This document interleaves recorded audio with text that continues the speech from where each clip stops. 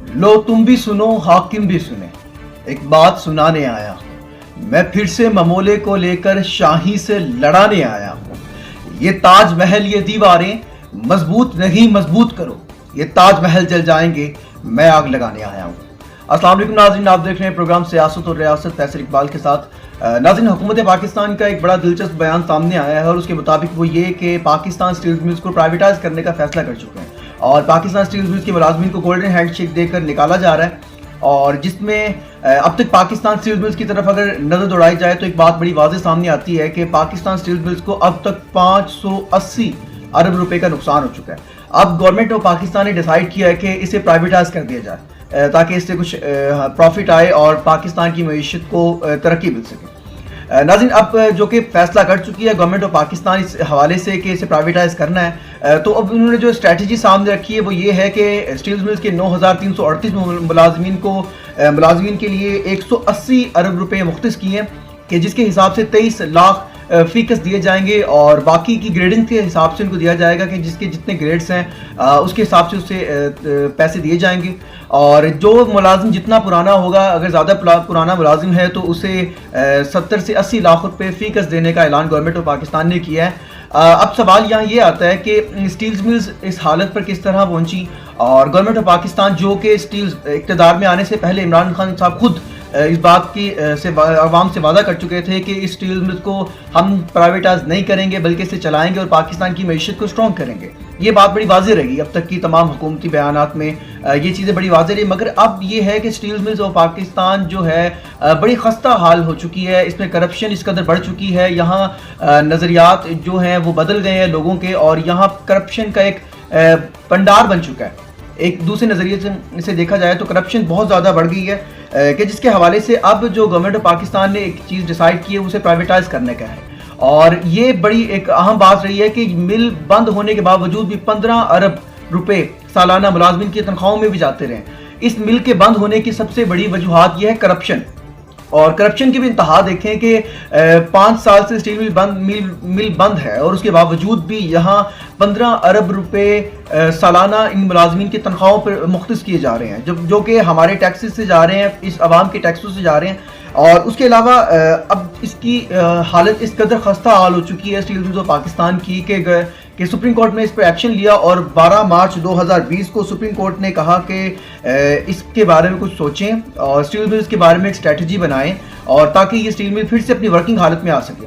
नाज़रीन, अगर steel mill का जायज़ा लें और इसके बैकग्राउंड के बारे में जानें तो कुछ अहम चीज़ें सामने आती हैं। वो ये कि अगर स्टील मिल्स के रकबे के हवाले से बात करें तो स्टील मिल का जो टोटल रकबा है वो 18,600 एकड़ पर मुश्तमिल है।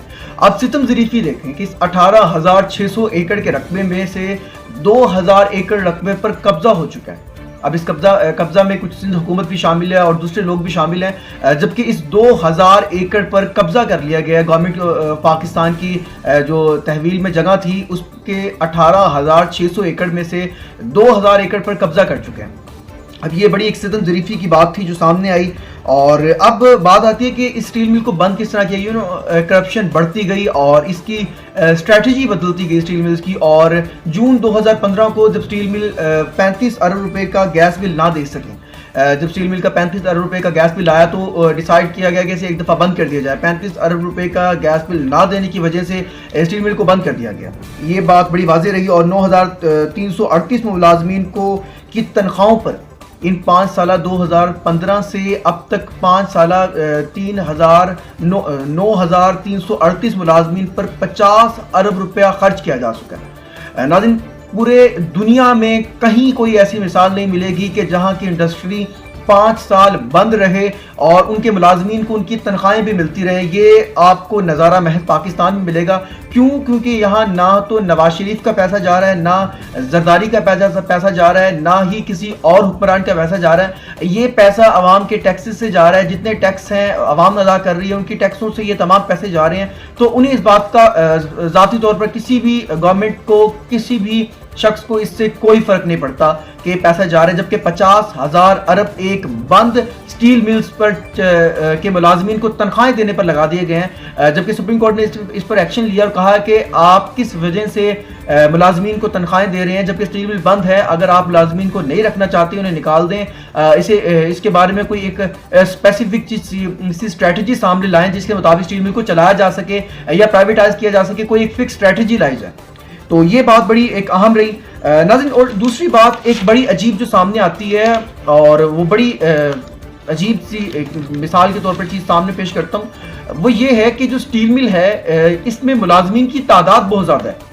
اب اس کے پیچھے اسٹریٹجی کیا آتی ہے کہ حکمران نے جو تھے ووٹس کے لیے عوام کو اس میں بھرتی کرتے گئے، ووٹس ملتے رہے، اور اسی یہ کرپشن کی وجہ سے، کرپشن کے سائے میں رہنے کی وجہ سے ملازمین کی تعداد 9,338 ہو گئی، اور ان 9,338 ملازمین کو تنخواہیں بھی جاتی رہی ہیں۔ تو یہ سب سے بڑی اس کی وجہ تھی۔ اب اس کا کمپیریزن کریں، میں ایک مثال دیتا ہوں آپ کو، انڈیا میں موجود ہے ٹاٹا سٹیلز۔ ٹاٹا سٹیلز کی اگر کمپیریزن اس سٹیل سے کیا جائے تو یہ بڑا ایک واضح فرق آئے گا کہ ٹاٹا سٹیلز میں کی جو اینول پروڈکشن ہے، سالانہ پیداوار ہے، اس کی 30 لاکھ ٹن ہے، اور جبکہ پاکستان سٹیل ملز کی سالانہ پیداوار 8 سے 10 لاکھ ٹن ہے۔ اب 3 گنا زیادہ ٹاٹا سٹیلز کی جو اینول پروڈکشن ہے، سالانہ پیداوار، وہ پاکستان سٹیل ملز سے 3 گنا زیادہ۔ اب حیرت کی بات کیا آتی ہے کہ ٹاٹا سٹیلز میں جو ملازمین کی تعداد ہے وہ 3,611 ملازمین کی تعداد ہے، جبکہ اس کی annual production Pakistan steel mills سے 3 گنا زیادہ ہے، اور اس کے باوجود بھی اس کی تعداد 3,610 ہے۔ اور یہ بڑی حیرت کی بات ہے کہ پاکستان کی اینول پروڈکشن بھی کم ہے، ملازمین کی تعداد 9,338 ہے۔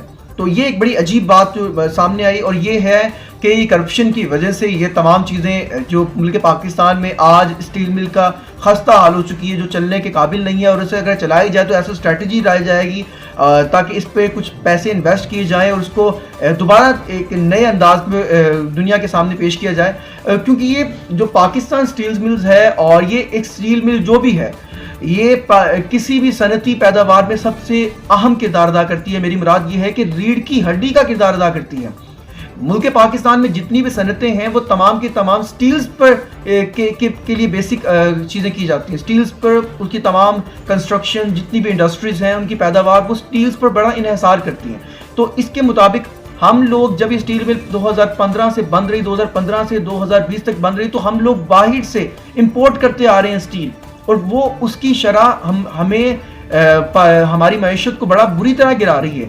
تو یہ چند ایک فیکٹر تھے کہ ہم نے اس کو بند کر دیا اور باہر سے چیزیں امپورٹ کرتے رہے، تو یہ پاکستان کی معیشت کو گرانے میں بہت اہم کردار ادا کیا ہے اس چیز نے۔ اور اس کے بعد اگر بات کریں ناظرین، ہمارے ساتھ موجود ہیں ماہر معاشیات اور ڈاکٹر فاروق سلیم صاحب، ان سے رائے لیتے ہیں کہ وہ اس بارے میں کیا کہتے ہیں، جبکہ گورنمنٹ آف پاکستان نے بھی ڈیسائیڈ کر چکی ہے کہ اس کو سٹیل مل کو پرائیویٹائز کریں گے۔ ڈاکٹر فاروق نسیم صاحب کے پاس جانے سے پہلے میں آپ کو ایک ویڈیو کلپ دکھانا چاہوں گا عمران خان صاحب کا۔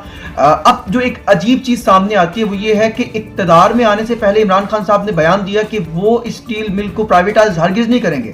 انہوں نے حکومتی بیان کی مخالفت کی، جبکہ نواز شریف اس کو پرائیویٹائز کروانا چاہ رہے تھے، انہوں نے حکومتی بیان کی مخالفت کی اور کہا کہ وہ سٹیل ملز کو پرائیویٹائز نہیں کریں گے اور چلائیں گے۔ اور اب حکومت میں آنے کے بعد انہوں نے جو فیصلہ کیا 2 سال کے بعد یہ فیصلہ کیا کہ اس کو پرائیویٹائز کر دی جائے، اور ملازمین کو گولڈن ہینڈ شیک دے کر اس کو پرائیویٹائز کرنا ایک بہترین فیصلہ ہے۔ تو یہ تبدیلیاں کیسے آئی اس پر غور کرتے ہیں، مگر اس سے پہلے ایک بیان عمران خان صاحب کا اس کلپ میں دیکھ۔ یہ سٹیل مل ہم کیسے ٹھیک کریں گے؟ مینجمنٹ لا کے، پرائیویٹائز کر کے نہیں، اور اسی نئی مینجمنٹ سے یہ سٹیل مل انشاءاللہ پھر سے نفع کمائے گی۔ جی ناظرین، اس کے بعد اسد عمر صاحب نے بھی ایک بیان دیا اس وقت کہ اگر میں پاکستان سٹیل ملز کے ملازمین کو نکال دیا جائے تو میں ان کے ساتھ کھڑا ہوں، اور ان کے بیانات میں ان کی بڑی گرم جوشی تھی۔ ذرا اس بیان پر غور کیجیے گا۔ وعدہ میں آپ کے ساتھ یہ کر رہا ہوں، اور یہ صرف سٹیل مل کے مزدوروں کے ساتھ نہیں بلکہ خاص طور پہ سٹیل مل کے مزدوروں کے ساتھ، اگر کل پاکستان کے اندر تحریک انصاف کی حکومت ہوتی ہے اور خدا نہ خواستہ نہیں ہوگا ایسا، لیکن خدا نہ خواستہ سٹیل مل کے مزدوروں کا ان کا حق نہیں مل رہا، میں تحریک انصاف کی حکومت کے ساتھ نہیں، میں سٹیل مل کے مزدوروں کے ساتھ کھڑا ہونا جی ناظرین، یہ وہ بیانات تھے کہ جو آپ سن چکے ہیں۔ اب ان کے بعد ایک اسٹریٹجی صاف آتی ہے کہ پاکستان اس کو اگر پرائیویٹائز کرنا بھی چلے، ایک فیصلہ آ گیا، مگر اگر اس میں کرپشن کی تعداد کم کر دی جائے، میری مراد یہ ہے کہ کرپشن ختم کر دی جائے، تو یہ وہ ادارہ ہے کہ جو سالانہ جو اس کا اب 580 ارب روپے کا اس پر جو نقصان ہے وہ اسے چند ہی سالوں میں مکمل کر سکتا ہے۔ تو یہ وہ ایک ادارہ ہے